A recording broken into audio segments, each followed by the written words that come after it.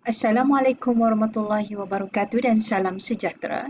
Saya Puan Ruzimas Ayu Betty Razali selaku Ketua Kumpulan akan membentangkan hasil inovasi kumpulan kami iaitu HiLib Borrow and Return Books bagi pertandingan inovasi iaitu International Visual Education Design Invention and Innovation Competition 2022.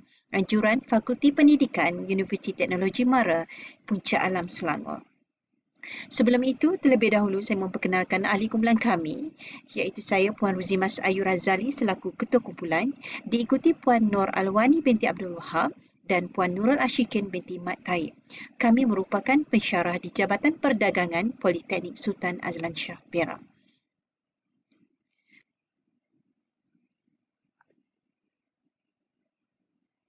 Apa itu HiLib Borrow and Return Books?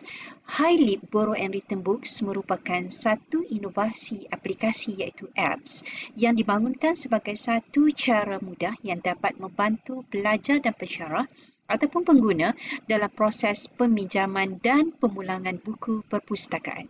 Okey, aplikasi ini dapat membantu mereka melakukan proses tersebut dengan lebih cepat dan pantas.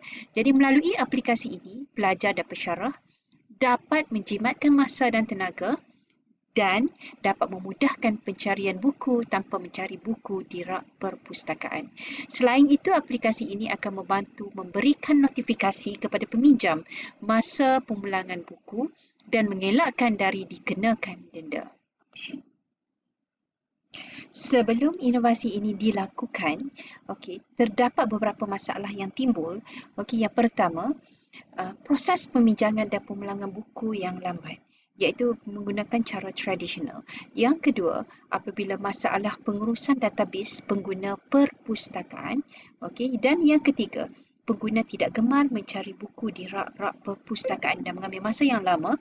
Dan yang keempat, pengguna kerap terlupa atau tidak alert dengan tarikh dan masa pemulangan buku yang boleh menyebabkan pengguna dikenakan denda oleh pihak perpustakaan. Terdapat beberapa objektif bagi pelaksanaan inovasi ini. Yang pertama adalah memudahkan pengguna dalam proses peminjangan dan pemulangan buku perpustakaan.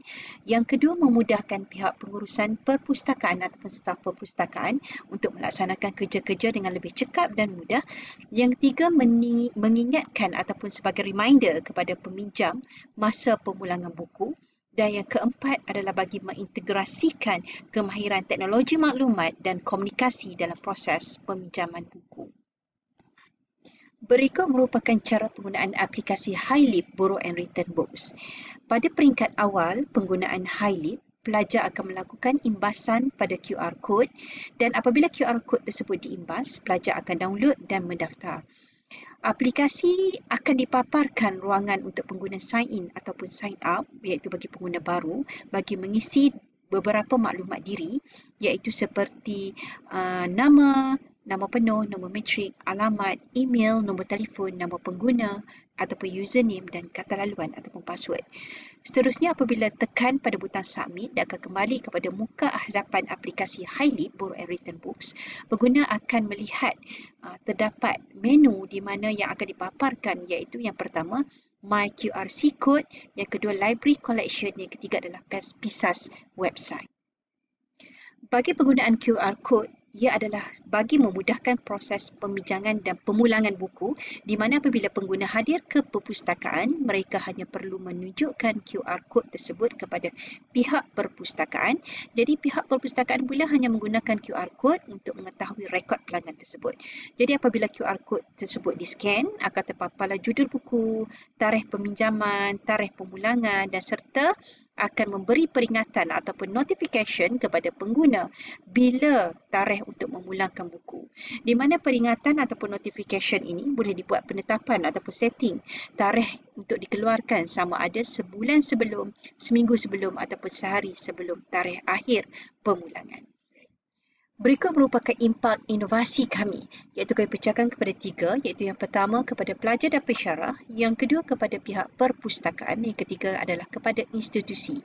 Bagi pihak pelajar dan pensyarah ataupun pengguna, Penggunaan aplikasi ini dapat menjimatkan masa, iaitu satu sistem yang sangat sistematik dan efisien kerana kita menggunakan secara online, dan yang ketiga adalah mereka akan lebih alert dengan tarikh dan masa pemulangan buku. Bagi pihak pengurusan perpustakaan pula, aplikasi ini dapat menjimatkan masa dan proses kerja mereka akan menjadi lebih efisien dalam proses peminjangan dan pemulangan buku. Kerana semua data pelanggan boleh diakses hanya dengan scan pada QR Code pada telefon pelajar. Dan seterusnya adalah impak inovasi kepada institusi, di mana bagi pihak institusi dapat meningkatkan kualiti perkhidmatan perpustakaan khususnya apabila mengaplikasikan penggunaan aplikasi Highly Borrow and Return Books.